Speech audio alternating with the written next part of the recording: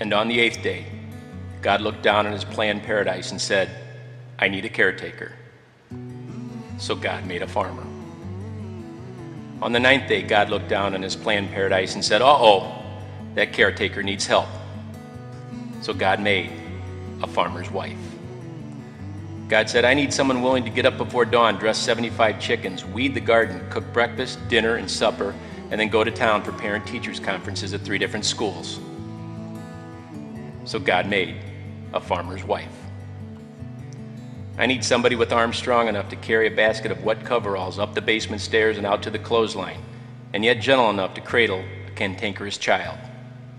Somebody willing to darn socks, wash windows, varnish floors, bake pies and apricot bars, hem skirts, freeze enough green beans and sweet corn to last through the winter, peel a bushel of peaches, make strawberry rhubarb jam, and over the years be a caregiver for mother and father, mother-in-law, brother, sister, aunt, husband, and children, and tell them all to call whenever they need something, and mean it. So God made a farmer's wife. God said, I need someone willing to nurse kids through the mumps, chicken pox, and both kinds of measles. I need somebody who can drive 5 kids into town at 3 different times in one morning and be home by noon to cook dinner for her husband and the hired man. I need somebody who can host family reunions, be a PTA room mother, schedule the tooth fairy, keep Easter, Thanksgiving, and Christmas traditions alive across the generations, and plan birthday parties and weddings.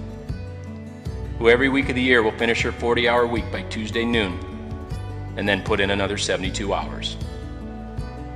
So God made a farmer's wife. God had to have somebody willing to go it alone in euchre, play catch, roll 5-of-a-kind in Yahtzee, run the bases, beat everyone in croquet, and race to keep a toddler from wandering out in the barnyard during harvest season. So God made a farmer's wife. God said, I need someone strong enough to refinish 300 pieces of furniture and yet gentle enough to cuddle babies, change diapers, and read the pokey little puppy, who will conduct a funeral for a dead kitten and then serve cookies afterwards. It had to be someone who'd mow the lawn straight and trim around all the trees and fences, somebody to seed, read, weed, feed, and rake and clean and polish and plant and tie shoes and iron shirts and pasteurize milk and fill the deep freezer and finish a hard day's work with a 2-mile drive to Annunciation Church, where she'd chair the rummage sale, clean the sanctuary, decorate for Christmas, and serve as a reader. So God made a farmer's wife.